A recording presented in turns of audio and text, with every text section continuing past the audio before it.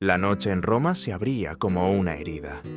El mármol frío de las columnas reflejaba las antorchas del Palatino, y hasta la luna parecía avergonzada de mirar. La multitud se apretaba en el foro, con el aire cargado de un silencio espeso, casi religioso. No era la calma del respeto, sino la calma del miedo. Un mensajero surgió entre la muchedumbre, llevando un pergamino sellado con el emblema imperial aún caliente de las manos de Calígula. Nadie respiró. Sabían que cada palabra escrita allí podía torcer sus destinos como si fueran ramas secas. El pregonero desplegó el rollo y la voz se quebró antes de leer, porque aquello no era un edicto sobre impuestos, ni sobre reclutamientos, ni sobre leyes comerciales. Era una orden dirigida contra la carne misma. El emperador exigía cuerpos, los de las esposas, las hijas, incluso los hijos de Roma.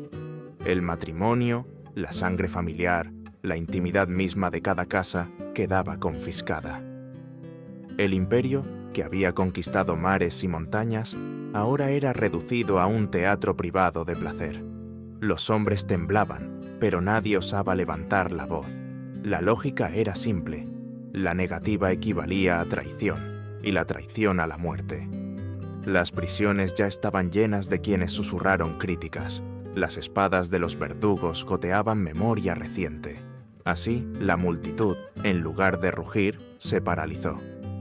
Cada uno comprendía que la ciudad que había sometido al mundo estaba ahora sometida al apetito de un solo hombre. Roma se transformaba en escenario. Las columnas que antes eran guardianes de virtud y de ley se convertían en decorado de humillación, y las familias, que debían ser cimientos de la República, se transformaban en actores obligados de una obra cruel.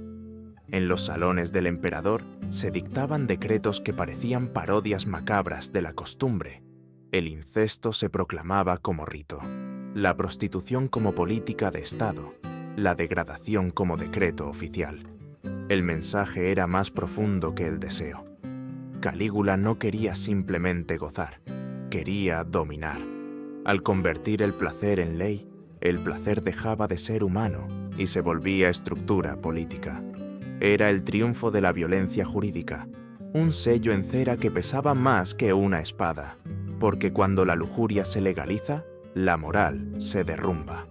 Los cronistas antiguos narran estas escenas con mezcla de repulsión y fascinación, pero más allá del escándalo, hay algo esencial: la transformación de la ley en máscara del poder. Lo que debía ser norma para proteger, se convirtió en instrumento de sometimiento. La ciudad entera era obligada a participar en un ritual de humillación pública, y nadie podía escapar. En ese instante, Roma aprendía una lección terrible que resuena incluso hoy.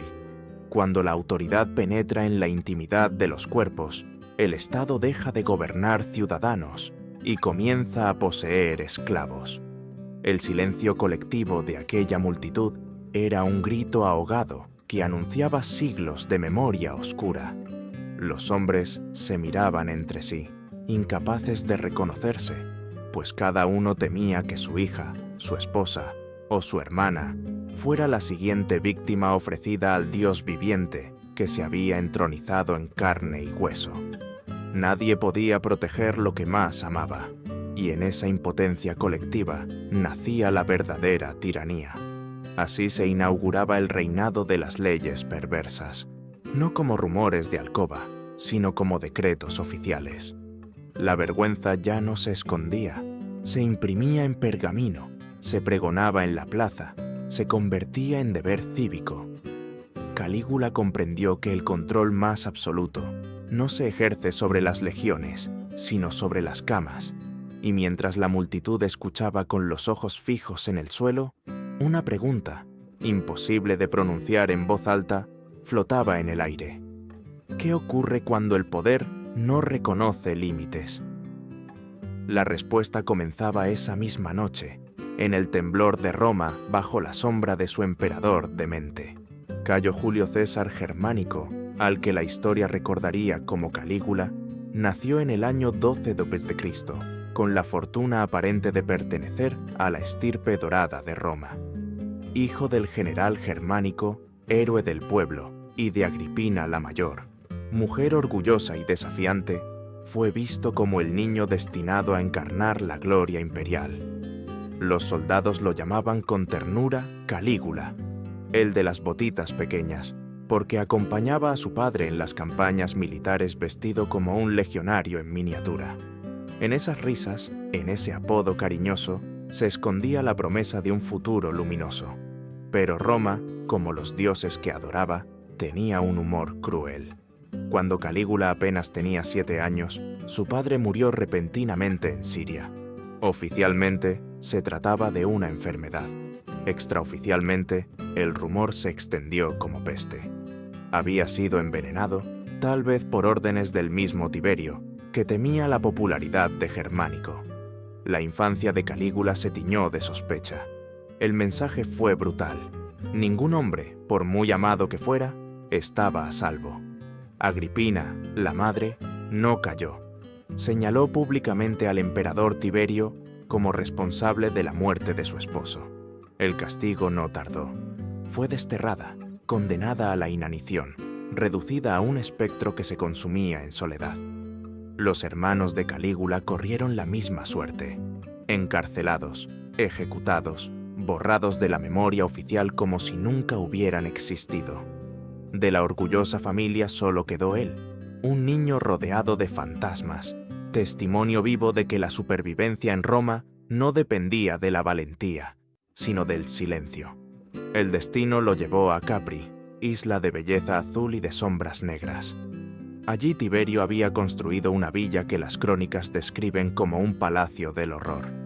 Entre muros adornados con mármol se practicaban orgías, torturas y espectáculos obscenos donde la crueldad era entretenimiento. Imagínese crecer en un lugar donde cada sonrisa podía ocultar un puñal, donde cada banquete podía terminar en mutilación. Capri no fue un hogar, fue una escuela de máscaras. El adolescente Calígula aprendió rápido. Exteriormente se mostró obediente, dócil, incluso encantador. Interiormente acumulaba lecciones de tiranía y rencor. Aprendió que la vida humana podía ser moneda de cambio, que el cuerpo ajeno podía transformarse en objeto de espectáculo. Esa pedagogía perversa lo marcó para siempre. Los psicólogos modernos hablarían de trauma complejo, un niño forzado a sobrevivir en un entorno donde el afecto se mezclaba con la amenaza, donde la única estrategia viable era la disociación. Mostrar una cara dócil mientras el corazón se convertía en un pozo de resentimiento. Así nació la dualidad que lo caracterizaría, el príncipe sonriente, que en realidad se estaba gestando como el monstruo más temido de Roma.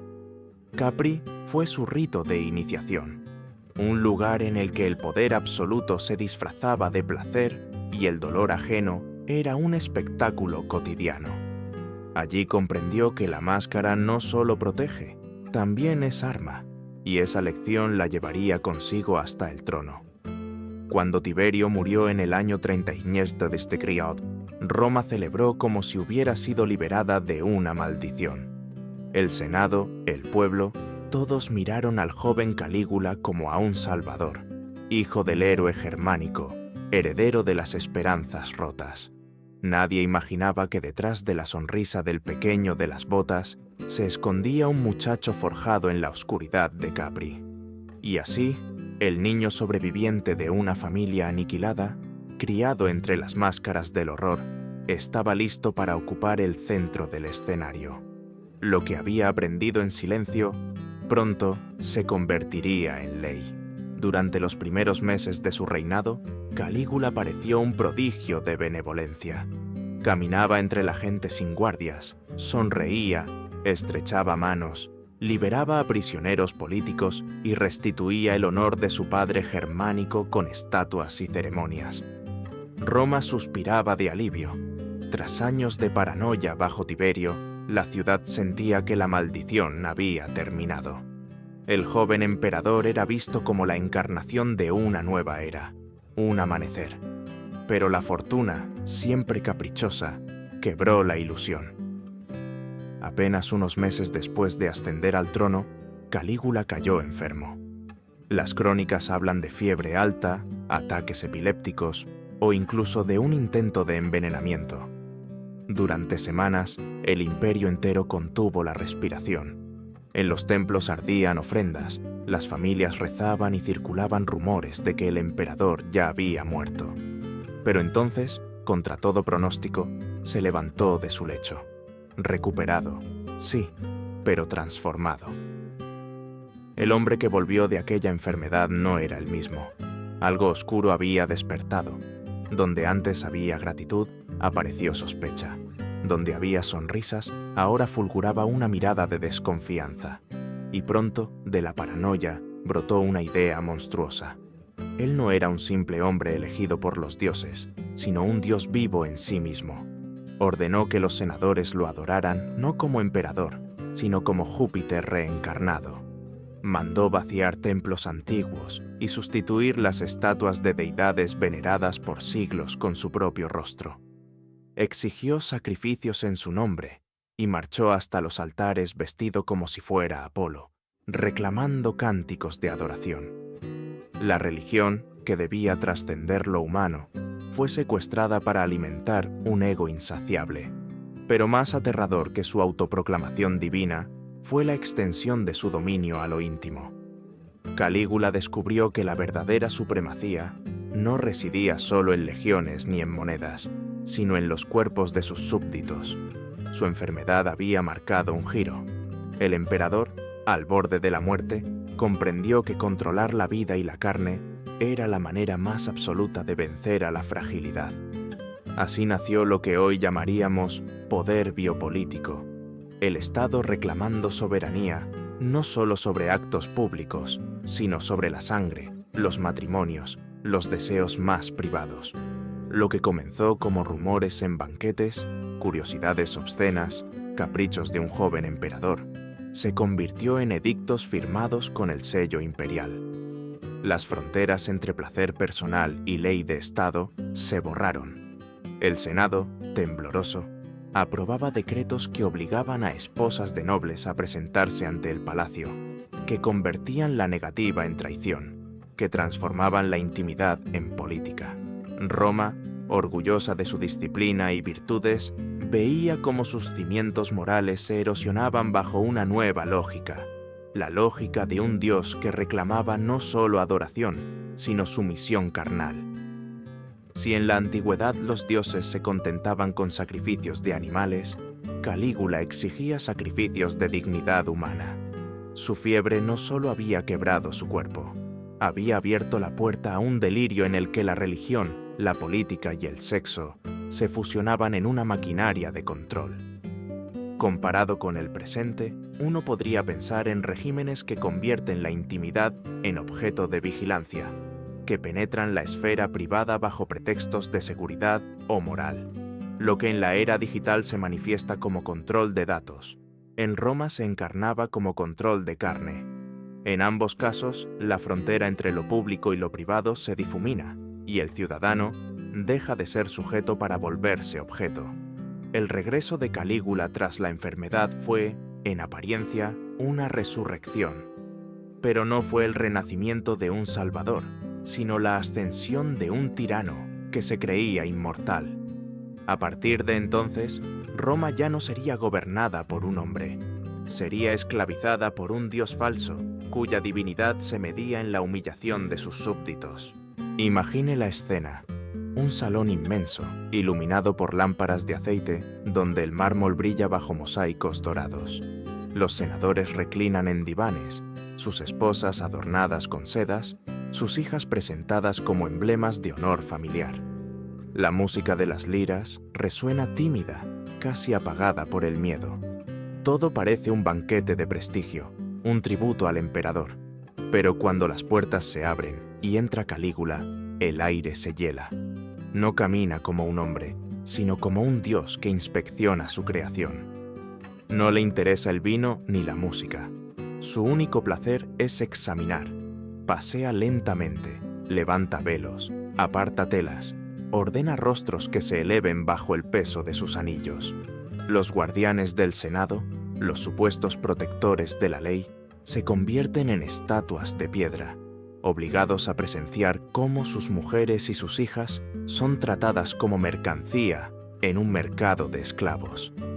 Cuando Calígula encuentra un rostro que le agrada y un gesto basta, la mujer es llevada fuera, a veces regresa deshecha, otras jamás vuelve. Esto no era capricho, era ley. Los senadores tenían que traer a sus familias a los banquetes imperiales. La ausencia era desobediencia y la desobediencia, traición. En un imperio donde la traición se pagaba con la sangre de toda la estirpe, nadie se atrevía a faltar. El resultado era un ritual de humillación colectiva, en el que los hombres, antaño orgullosos por su linaje, quedaban reducidos a espectadores impotentes de la degradación de su casa. Las fuentes hablan incluso de lo incalificable. Calígula forzó a sus propias hermanas, Drusila, Agripina y Libila, en un incesto público que no buscaba placer, sino dominación. Drusila, su favorita, fue exhibida como emperatriz y tras su muerte, venerada como diosa. Pero ni siquiera el duelo respetó la intimidad. Su memoria fue manipulada para prolongar el espectáculo de dolor como una tragedia imperial puesta en escena. Desde una perspectiva antropológica, estos banquetes eran más que orgías de poder. Funcionaban como rituales de sometimiento. La humillación se convertía en el verdadero tributo al emperador. El silencio de los senadores, la impotencia de los padres y maridos, era el precio de la supervivencia. El que gritaba moría, el que callaba vivía, pero a costa de convertirse en cómplice. Era la misma lógica de los regímenes totalitarios de cualquier época, transformar a las víctimas en participantes pasivos de su propio ultraje. Los psicólogos modernos hablarían de teatro traumático, una representación en la que la víctima no solo sufre, sino que es obligada a presenciar y aceptar el sufrimiento como norma. Los senadores romanos, acostumbrados a dictar leyes, se encontraron legislados por la mirada del emperador. Su virilidad, basada en la autoridad sobre sus hogares, se evaporaba cada vez que un gesto de Calígula arrancaba a sus mujeres de su lado. Roma se había convertido en un escenario perverso. El emperador no buscaba ocultar sus excesos, los convertía en espectáculo. La humillación ya no era consecuencia de su deseo, sino el núcleo mismo del rito. De ese modo, Calígula no solo saciaba su ego, sino que educaba al imperio entero. Recordaba a cada ciudadano que sus cuerpos, su honor, incluso su sangre, no les pertenecían. En este teatro de sombras, el deseo era disfraz. La verdadera obra era la del poder absoluto. Y cada lágrima, cada silencio, cada banquete terminado en vergüenza, era una ovación muda que sostenía la ilusión divina del emperador. El matrimonio en Roma no era un asunto privado. Era un contrato entre familias, un pacto político, un lazo sagrado que unía linajes y aseguraba el equilibrio del Estado. La ceremonia estaba cargada de símbolos, el velo que cubría a la novia como signo de pureza, la dote que aseguraba su lugar en la nueva casa, el gesto solemne del esposo prometiendo protección. Durante siglos, la boda romana había sido orgullo y fundamento de la identidad colectiva, hasta que llegó Calígula y la convirtió en teatro grotesco. Al principio, fueron rumores aislados, un edicto que interrumpía una ceremonia, una novia arrancada del altar, un novio reducido a silencio mientras los soldados cumplían órdenes. Pero pronto el rumor se transformó en costumbre imperial. Ninguna boda estaba a salvo. Cada unión se celebraba bajo la sombra de un decreto. Si el emperador deseaba a la novia, la ceremonia se suspendía. El esposo quedaba despojado no solo de su mujer, sino de su honor. Imagine la escena: un atrio adornado con flores, la música de flautas, los invitados reclinados con copas de vino. De repente, las botas pesadas de la guardia retumban en el suelo. El heraldo despliega un pergamino. Por orden del emperador, la novia debe ser llevada al palacio. El silencio se vuelve insoportable. El padre tiembla, El novio queda petrificado, la familia entera atrapada entre dos infiernos. Resistir es traición y significa muerte. Obedecer es someterse a una vergüenza imposible de borrar. A veces Calígula no enviaba emisarios. Se presentaba él mismo, vestido con vestiduras divinas. Se sentaba en la mesa de los novios, bebía del vino del esposo y reclamaba a la novia ante todos los invitados. La besaba, se burlaba de los votos y la llevaba consigo. En ocasiones era cuestión de una noche, otras de meses. Algunas mujeres eran exhibidas como concubinas imperiales antes de ser descartadas como juguetes rotos. Un caso particularmente célebre fue el de un noble obligado a divorciarse en el acto porque el emperador codiciaba a su esposa. La decisión no fue negociable. El divorcio se firmó bajo la amenaza de ejecución. En ese instante, la autoridad del matrimonio quedó pulverizada. Ni el amor ni la ley podían competir con el deseo de un solo hombre. Desde una mirada política, el golpe era calculado. Calígula entendía que el poder de la nobleza residía en la fuerza de sus alianzas familiares.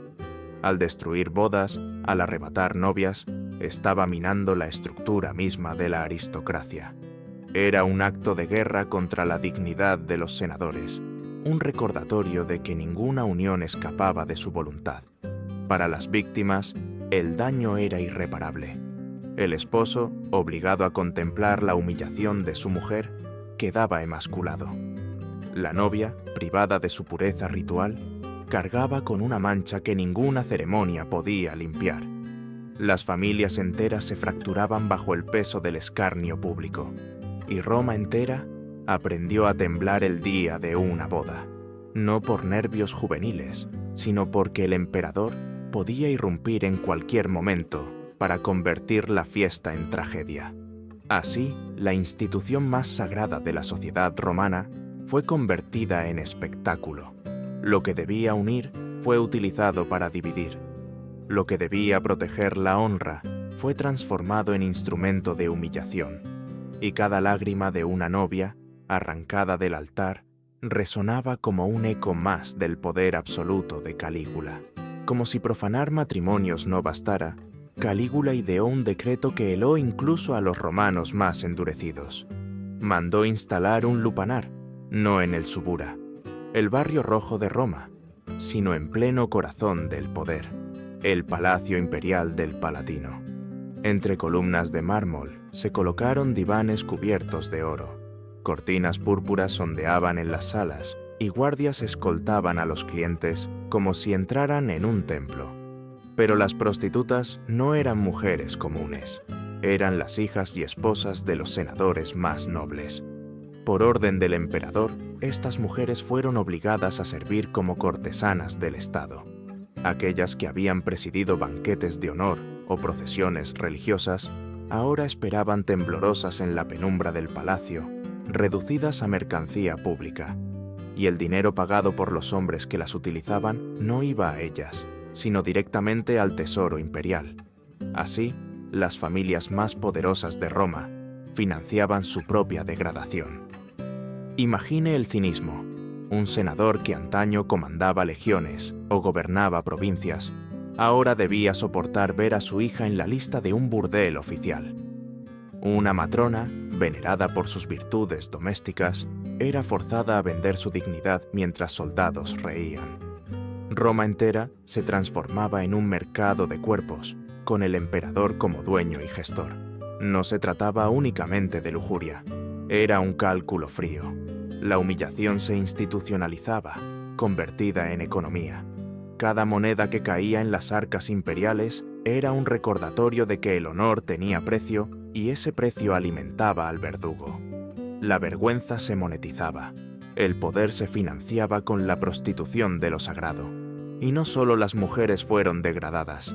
Calígula extendió su crueldad a los hombres. Senadores, generales e incluso sacerdotes fueron obligados a participar en actos sexuales frente a testigos. Negarse equivalía a firmar la propia sentencia de muerte. La Cámara del Senado, antaño santuario de leyes, se transformó en un teatro de silencio donde cada uno temía ser el próximo actor en una farsa obscena. La religión tampoco escapó. Los sacerdotes fueron forzados a proclamar la divinidad del emperador, incluso en la cama, bendiciendo sus excesos como rituales sagrados. Templos convertidos en burdeles, plegarias transformadas en cantos obscenos, lo santo y lo profano mezclados en un carnaval blasfemo. Desde un prisma contemporáneo, este mecanismo resulta escalofriantemente familiar. Hoy lo llamaríamos biopolítica, la apropiación de los cuerpos por parte del poder. Pero Calígula llevó este control al extremo más perverso. No solo poseer la vida, sino la dignidad. No solo violar cuerpos, sino convertir esa violación en espectáculo, en moneda, en ley. En las noches del Palatino, cada risa del emperador era un martillazo contra la moral de Roma. Cada moneda que caía en los cofres sonaba como campanada fúnebre anunciando la muerte del honor. Bajo las luces doradas del palacio, la capital del imperio se convirtió en el burdel más lujoso y blasfemo de la historia. La crueldad de Calígula no se conformaba con los muros del palacio. Quiso que toda Roma respirara la vergüenza como si fuera humo venenoso. Por eso empezó a publicar listas, pergaminos leídos en foros y plazas, donde enumeraba los nombres de las mujeres que había poseído. No importaba si eran esposas de senadores, hijas de cónsules o vírgenes recién prometidas en matrimonio. Sus nombres eran proclamados como trofeos, como si fueran conquistas militares. La intimidad, ese último refugio del honor, fue ejecutada en público. Los maridos escuchaban sus nombres entre risas nerviosas de la multitud. Los padres bajaban la cabeza al sentir la mirada de la plebe.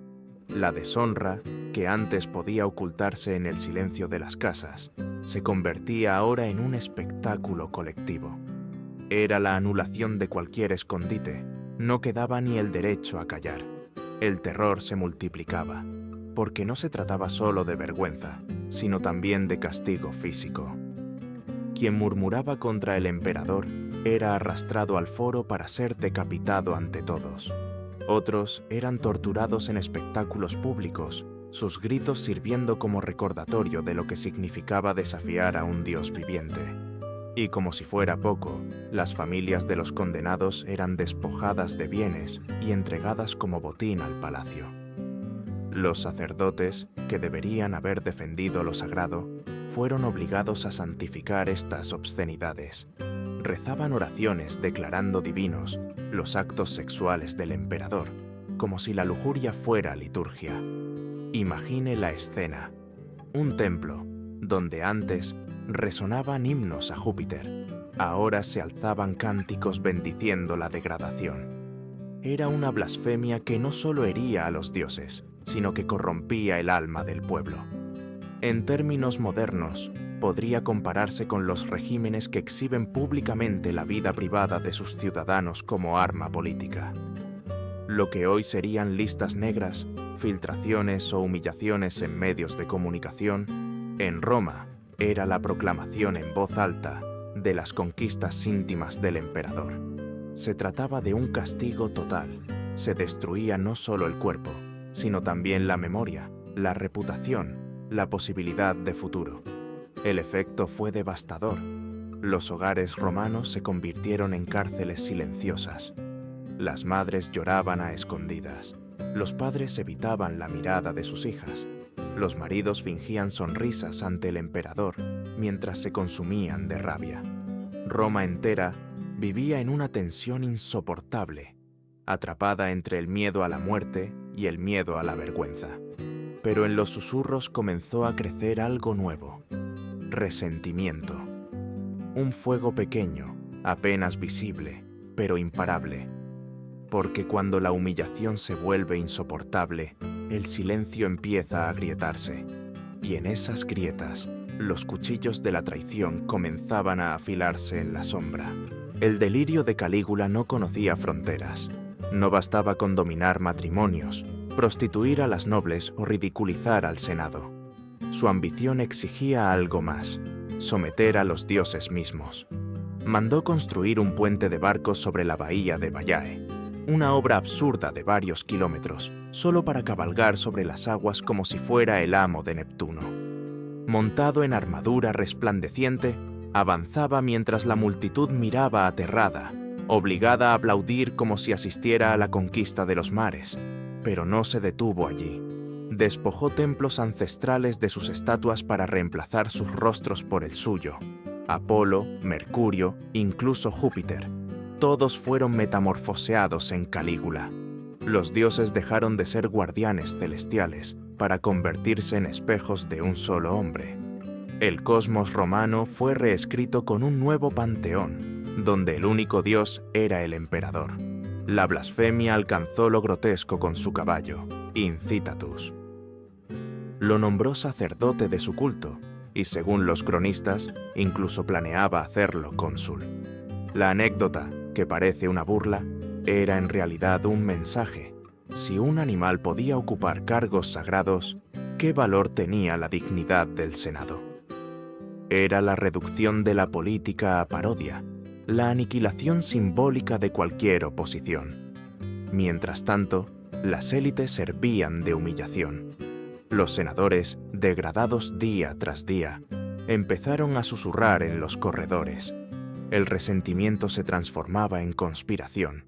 Incluso la guardia pretoriana, brazo armado del emperador, comenzaba a vacilar. Habían sido cómplices de sus crímenes, pero la idea de que Roma entera pudiera colapsar bajo la locura de un solo hombre los hacía temer por su propia supervivencia. Uno de ellos, Casio Querea, soportaba además un tormento personal. El emperador lo ridiculizaba constantemente por su voz suave, llamándolo mujer, afeminado, burlándose de él frente a las tropas. En una sociedad donde la virilidad era la base del honor, aquella humillación pública se convertía en herida mortal. Querea, silencioso, comenzó a tramar lo que Roma entera deseaba y temía: el asesinato de un dios falso. Los pasillos de mármol del palacio se convirtieron en escenario de intriga. Los cuchillos se afilaban en secreto. Los juramentos de lealtad se mezclaban con miradas de traición. El imperio había aprendido a sobrevivir bajo el látigo del miedo, pero el miedo, como una cuerda demasiado tensa, estaba a punto de romperse. El sacrificio ya no sería de esposas ni de hijas. El sacrificio sería del propio emperador, y Roma aguardaba, contenida, la caída de aquel que había osado violar no solo a su pueblo, sino también a sus dioses. El año 41 de Puntecristo amaneció con Roma hundida en un silencio enfermo. Calígula ya no se comportaba como hombre, ni siquiera como emperador. Se proclamaba encarnación de Júpiter, paseaba con armaduras de héroe y exigía que la ciudad entera se postrara. Su esposa Cesonia, embarazada, caminaba a su lado como símbolo de un linaje divino. A su alrededor, guardias armados y cortesanos temblorosos fingían devoción. Nadie podía imaginar que en las sombras, aquellos mismos protectores estaban afilando dagas. El momento llegó tras un espectáculo en el teatro. Calígula se retiraba riendo, burlándose del Senado y exigiendo aplausos como si fueran oraciones. En el corredor de mármol, Casio Querea dio un paso al frente. Era el hombre a quien el emperador había ridiculizado sin descanso, llamándolo mujer ante las tropas. Aquella herida de honor se transformó en sentencia. Querea alzó el puñal y lo hundió en el cuello del dios viviente. Calígula retrocedió atónito. Por un instante, dejó de ser deidad para volver a ser carne. La sangre brotaba, roja, humana. Trató de gritar, pero lo que salió fue un alarido mortal, quebrado, no un trueno divino. Los demás conjurados se abalanzaron sobre él. 30 puñaladas destrozaron su pecho, su vientre, sus brazos. El emperador cayó como un muñeco desgarrado, convertido en cadáver sobre el mismo mármol donde había proclamado su eternidad. Cesonia corrió hacia él, intentando cubrirlo, pero fue atravesada sin piedad. Su hija pequeña fue asesinada en la misma furia, como si el linaje mismo debiera ser borrado. El cuerpo que había encarnado la arrogancia de un dios fue dejado allí, mutilado, sin que nadie se atreviera a cubrirlo. Los guardias, antes serviles, se apartaron en silencio, incapaces de mirar. La noticia se propagó como un incendio. El pueblo incrédulo murmuraba: «El dios está muerto». Pero no hubo duelo, solo un alivio sofocado. Los senadores respiraron como si por fin se hubiera levantado un peso insoportable. Las familias lloraban, no por el tirano, sino por las cicatrices que dejaba. Novias robadas, esposas prostituidas, sacerdotes obligados a bendecir la blasfemia. Durante días, el palacio quedó envuelto en incertidumbre. Algunos soñaron con restaurar la república, pero la guardia pretoriana actuó rápido. Encontraron a Claudio, el tío de Calígula, escondido, tembloroso. Lo sacaron de su refugio y lo proclamaron nuevo emperador. Roma seguía su ciclo. La maquinaria del imperio continuaba, aunque sobre cimientos corroídos por la vergüenza. Calígula había reinado apenas 4 años, pero su sombra se alargaría por siglos. No fue recordado como conquistador ni como legislador, sino como advertencia. Transformó la familia en mercancía, el matrimonio en teatro, la religión en obscenidad, la ley en máscara del deseo. Su cuerpo fue destruido, pero la humillación que sembró quedó inscrita en la memoria de Roma como un tatuaje imposible de borrar. Los cronistas debatieron durante generaciones si estaba loco, poseído por demonios o marcado por los traumas de su infancia. Pero quizá la explicación sea más sencilla y terrible. El poder absoluto siempre busca dominar no solo la mente, sino el cuerpo. Y cuando un hombre se cree Dios, la civilización entera se convierte en su víctima. Hoy, sus ruinas en el Palatino yacen en silencio, pero su nombre todavía eriza la piel. Porque Calígula nos recuerda que la línea entre la civilización y la barbarie no está en las murallas, sino en la ley. Cuando la ley se prostituye al servicio de la lujuria de un solo hombre, incluso el imperio más poderoso se convierte en un burdel de miedo. El dios falso cayó bajo 30 puñaladas, pero la pesadilla que sembró no murió con él. Siguió viva en la memoria, en los susurros, en el miedo heredado. Roma sobrevivió, sí, pero nunca volvió a ser la misma. Y la historia quedó marcada con una advertencia que aún hoy arde. El poder sin control convierte a los hombres en esclavos y a las naciones en escenarios de humillación.